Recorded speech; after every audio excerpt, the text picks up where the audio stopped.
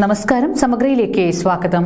2025 March 30 കേരളത്തെ സമ്പൂർണ്ണ മാലിന്യമുക്തമായി പ്രഖ്യാപിക്കുന്നതിന്റെ ഭാഗമായി പാനൂർ നഗരസഭയിലെ തുടർ പ്രവർത്തനങ്ങളെക്കുറിച്ച് ചർച്ച ചെയ്യാൻ വിപുലമായ യോഗം സംഘടിപ്പിച്ചു.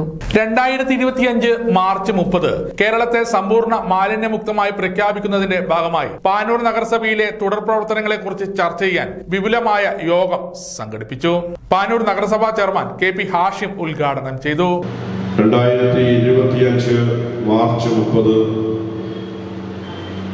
അന്താരാഷ്ട്ര സീറോ വേസ്റ്റ് ദിനമായി പ്രഖ്യാപിക്കുന്നത് വരെയുള്ള സമയങ്ങളും ആ ദിനവും നമ്മുടെ സംസ്ഥാനം മാലിന്യമുക്തം നവകേരളമായി പ്രഖ്യാപിക്കുമ്പോൾ അതോടൊപ്പം നമ്മുടെ നഗരസഭയും ആ ഒരു പ്രഖ്യാപനത്തിലേക്ക് കടക്കുക എന്ന ലക്ഷ്യത്തോടു കൂടിയാണ് തുടർ പ്രവർത്തനത്തിന്റെ ക്യാമ്പയിന്റെ ഭാഗമായുള്ള ഈ ഒരു യോഗം വിളിച്ചു ചേർത്തിരിക്കുന്നത്. ഏറ്റവും കൃത്യമായി ആ പ്രവർത്തനങ്ങൾ ഏറ്റെടുക്കുകയും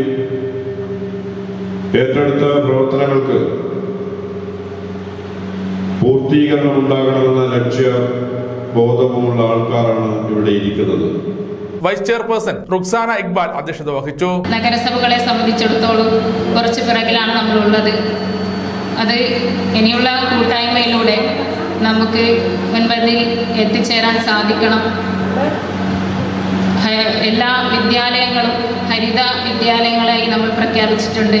അതുപോലെ അയൽക്കൂട്ടങ്ങൾ 100% അയൽക്കൂട്ടങ്ങളും ഹരിത അയൽക്കൂട്ടങ്ങളായി പ്രഖ്യാപിക്കാൻ സാധിച്ചിട്ടുണ്ട്.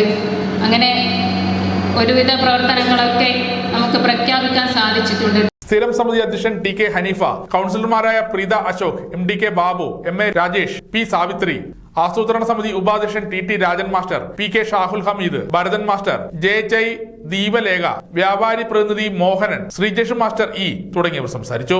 നഗരസഭാ സെക്രട്ടറി മനോജ് കുമാർ സ്വാഗതവും HI ശശി നടുവിലക്കണ്ടി നന്ദിയും പറഞ്ഞു. മാർച്ച് 30 സീറോ വേസ്റ്റ് ദിനമായി പ്രഖ്യാപിക്കുമ്പോൾ പാനൂർ നഗരസഭയും മാലിന്യമുക്ത നഗരസഭയായി പ്രഖ്യാപിക്കുന്നതിന് വേണ്ടിയുള്ള പ്രവർത്തനങ്ങൾ ജനകീയ പങ്കാളിത്തത്തോടെ സമയബന്ധിതമായി പൂർത്തീകരിക്കാനും യോഗം തീരുമാനിച്ചു. സമഗ്ര ന്യൂസ്, പാനൂർ.